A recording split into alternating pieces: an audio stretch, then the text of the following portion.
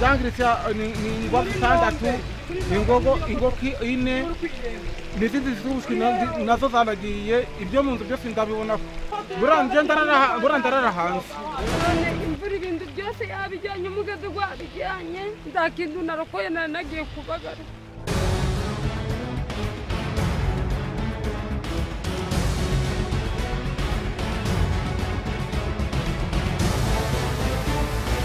Ujya ubuyobozi buradukunda badushishikarije kera ngo tuve mu mubande mbega tukumva ko batwanga mvuga ko umuntu wese utuye mu mubande akwiriye kuvamo akajya mu mpinga.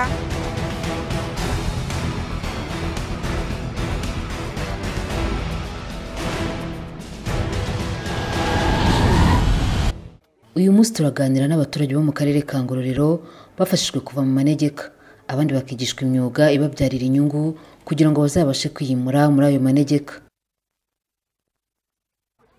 Nyuma y'uko hari uturere twibasiwe n'ibiza bigateza ingaruka nyinshi zitandukanye, akarere ka Ngororero nako kari mu turere twagizweho n'ibiza birimo imyuzure, inkangu n'inkubi y'umuyaga bitewe n'imiterere y'aka karere karimo imisozi miremire ndetse n'abaturage bamwe bakaba batuye mu manegeka. Ministeri y'imicungire y'ibiza n'impunzi bufatanye n'amashami y'umuryango mpuzamahanga atandukanye yibumbiye mu cyo bita One UN Rwanda bashyizeho umushinga ugamije gufasha abaturage bagezweho n'ibyo biza ndetse n'abandi batuye mu manegeka.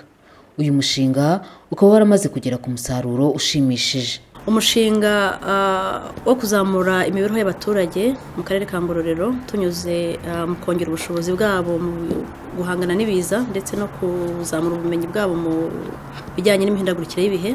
Ni umushinga watangiye mu kwezi kwa kabiri mwaka wa 2016 ufite igihe cy'amezi 28 ubwo wagombaga kurangira mu kwezi kwa mbere 2018 nubwo bwose twaje kubona andi mezi 5 yo kugira ngo turangize neza ibikorwa. Muri uwo mushinga harimo ibikorwa byinshi.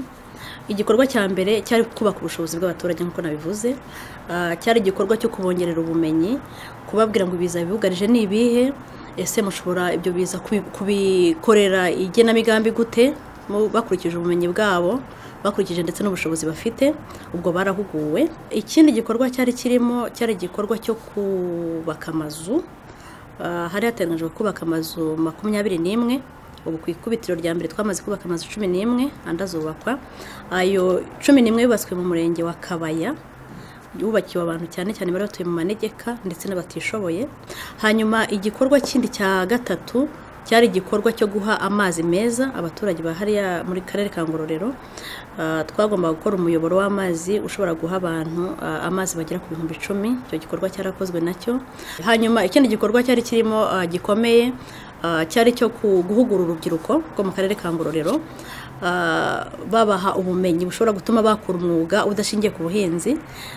Cyari igikorwa cyari giteganyijwe mu gihe cy'amezi 6 bagahugurwa bagahabwa ubumenyi mu myuga itandukanye icyo bita farm activities. Hanyuma bagahabwa noneho n'inkunga yaba y'ibikoresho cyangwa y'amafaranga ashobora gutuma bihangira wa mwuga.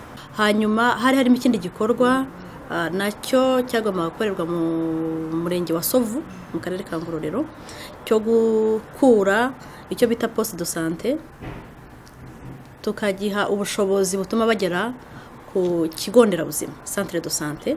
Icyo nacyo cyarakozwe cyane cyane hitabwa ku buzima bw'ababyeyi.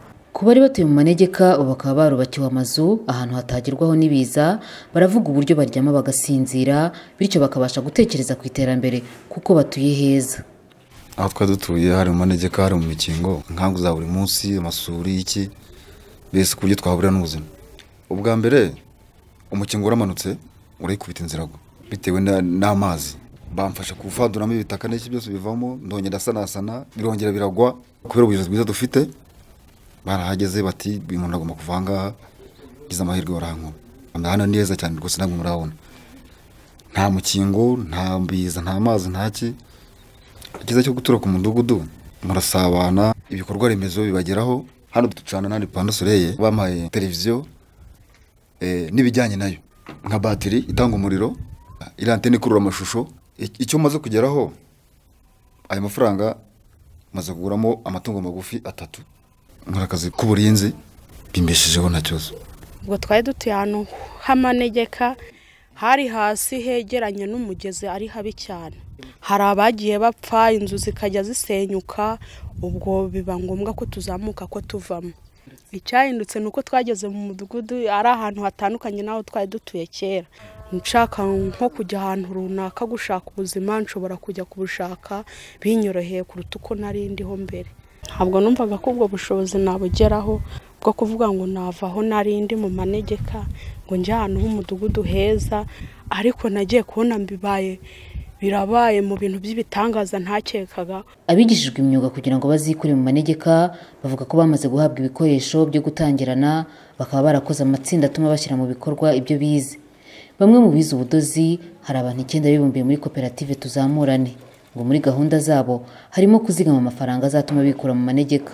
Ngiye nize umwuga w'ubudozi, ariko umwuga w'ubudozi mfitiye akamaro kuko ahantu nari ntuye hari ahantu hacika inkangu, ariko buno kuba niga ubudozi icyo bizamarira bizankura mu manegeka nture heza aho ntazongera guhura n'ibiza. Ndadoda nkashyira imyenda ku isoko, amafaranga mbonye nkashyira kuri sako kuko batwigishije n'ukuntu tuzakoresha amafaranga tutayasesaguye.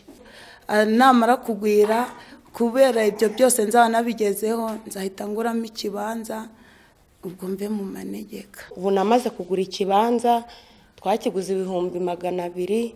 Ubwo rero nukuvuga ngo ntegereje kubaka gushyiramo inzu, ariko ubwo nanjye nari ndi umuntu ubaho ngaho ntabona mituweli bihagije, ariko kubera nagiye kwiga ubwo mituweli nabashije kuyibona. Naragendaga nkadodesha, akaba ngombwa nk'igihe mbuze nayo kudodesha, ariko ubu nsigaye nidodera nkadodira ibaya bakama 5,000-3,000. Twishize hamwe noneho dushinga agashyirahamwe ko kuvuga ngo tuzajya tubona niba ari 1,000 buri kwezi tuyashyire kuri konte, kuko twafunguje konte ku buryo buri muntu wenda tuzajya dufata niba ari abantu 3 tukabagenera, niba ari 100 tukabibagabanya, ukagenda bakaguramo agatungo cyangwa bakareba nk'akandi kantu bagura kabazamura. Mu bize gusudira abagera kuri 5 bibumbiye mu itsinda ryitwa Imbere Heza, nabo ngo bafite icyizere ko imbere habo ari heza. Mbasha kumenya gukora inzugi zitandukanye, amadirishya, imbabura, ibisenge, mbese n'ibindi byuma byose bisudirwa nkajya mbisudira nta kibazo. Nteganya kuzafata iwacu batuye mu manegeka nkabazamura nkabatuza ku mudugudu, nkabubakira inzu nziza, nanjye nkakingisha n'ibyuma nyine nk'umuntu wabyize. Ubufasha baduhaye ni bwinshi, bagiye baduha ibi bikoresho, barareba baravuga ati niba duha ibi bikoresho nta gafaranga dufite hano ku mufuka ntago turi bubone icyo dukora, baduha 50,000 kuri buri muntu. Turagenda tugura ibyuma, turatangira turakora, bimwe bakajya bagura, natwe tukongera tukagura ibindi muri yandi baduhaye. Ikintu bizamfasha, nzashaka ahantu h'umudugudu heza, ahantu hagezweho ku buryo nanjye mbese ibintu byo mu manegeka nta gaciro nyibiha. Ubwo nuvane nanjye njya kubaka n'ukubaka ahantu h'umudugudu, amasuri hasi yo njye usanga ari gutwara abantu, ngizi inkwangu, ugasanga amazu bamwe yabasenyikiyeho buri munsi, ugasanga ni ikibazo muri rusange. Usibye gufasha abaturage kuva mu manegeka no gukora ibikorwa bibafasha gukumira ibiza, uyu mushinga ufasha n'abaturage mu bindi bikorwa by'ubuzima busanzwe. Ngo ifite iby'ingenzi mu mibereho bituma utekereza ku iterambere, ndetse na gahunda zo gukumira ibiza ukazumva vuba, dore ko ubu numva impamvu zo gusigasira iterambere wagezeho. Buriya mu guhangana n'ibiza iyo ufite ubushobozi biroroha. Iyo umuntu adafite ubushobozi ye vulnerable, ikiza kikaza kiramuhuhura. Twaravuze turamutse twongeye ubushobozi kuri bari abantu, yabasha neza guhangana n'ikiza icyo ari cyo cyose cyaba gitera. Kuvuga ngo kuki gukora kwigisha imyuga birahurira he n'ibiza, nibyo navugaga kare. Buriya iyo umuntu afite ubushobozi ashobora guhangana n'ikiza. Twaravugaga tuti ikiza kiraza cyagera ku mirimo y'ubuhinzi, uretse ko gitwara n'ubuzima bw'abantu, ariko gitwara na bya bikorwa byose by'ubuhinzi byari bihari. None tukavuga tuti rura rubyiruko ruri hariya turamutse tubigishije, tukabakura ku mwuga w'ubuhinzi wibasirwa cyane n'ibiza, bakajya mu yindi myuga, baba babashije guhangana n'icyo kiza, babaye resilient ku kiza kuruta iyo baguma mu mirimo y'ubuhinzi. Uretse ko n'ubuhinzi tutabwirengagije, ariko no muri urwo rwego twagiye tubitekereza. Mu by'uyu mushinga rero wafashije abaturage mu murenge wa Kabaya mu karere ka Ngororero harimo kubegereza amavomero. Ngo bari bafite ikibazo cyo kuvoma kure, ariko kuva aho babahereye iryo vomero hafi ngo bituma bakora ibindi bikorwa bibateza imbere. Ubusanzwe twajyaga ducuruza imyaka, ibigori, amasaka, uburo, soya, ibi byo kunywa mu igikoma no kurya umutsima, ariko asanga idafite isuku ku buryo abaturage bayigura bagahita basesha bakajya kunywa agakoma. Ariko aho mboneye aya mazi ndabyoza nkanika ku ihema.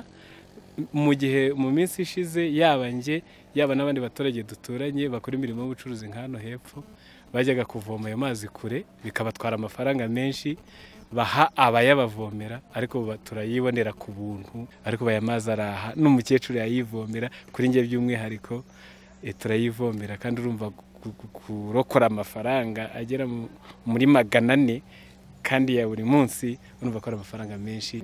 Twavomaga mu migezi isanzwe ya gakondo yo mu mibande.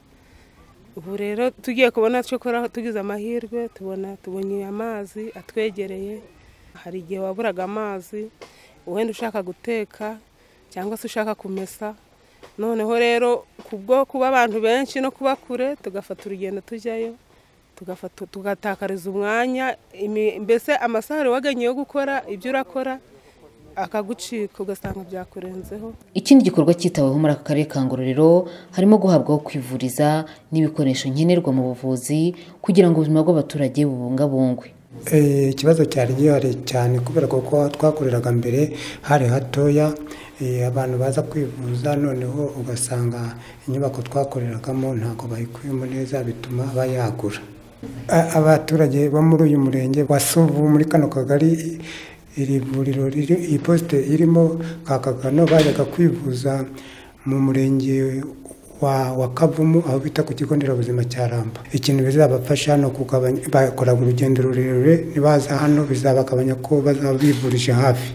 Uratugereranyije hano niba twakiraga wenda tuvuge nk'abantu 20 ku munsi, baziyongera wenda hariya ho nabo bakiraga abantu benshi, bizaborohera kubera ko bazaba bakiriye abantu bagereranije.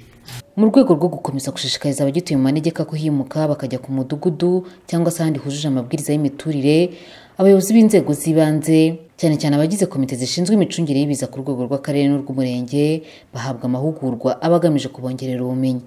Abahuguwe mu karere ka Ngororero baravuga icyo bazakoresha ubumenyi bahawe. Nasanze ku kigendanye n'imicungire y'ibiza nafiteho amakuru makeya. Muri amahugurwa narushijeho gusobanukirwa uburyo inzego z'ibiza ko hari inzego enye ku rwego rw'umurenge, ku rwego rw'akarere, ku rwego rw'igihugu, ndetse n'ikiza cyo ku rwego rwa 4 gisa nkaho kiba cyarenze ubushobozi bw'igihugu. Inkangu nizo zikunze kwibasira bitewe n'uko ari ahantu mu misozi miremire imvura iragwa, ibyo byorezo bikaboneka. Tukiva hano dufatanyije na komite yo ku rwego rw'umurenge tuzagerageza gusobanurira abaturage duhereye ku biza nyine biboneka mu gace dutuyemo, tubasobanurira uburyo bagomba kwitegura guhangana nabyo, kuko twabonye ko hari ibyakorwa, hariho gutera imirwanyasuri, kugira imiyoboro amazi azajya anyuramo naho ubayerekeza. Ibiza bikunda kuboneka ni ibiza biterwa n'imvura nyinshi n'inkubi y'umuyaga iyo yaje, ugasanga amazu, amashuri, insengero byasambutse byagiye.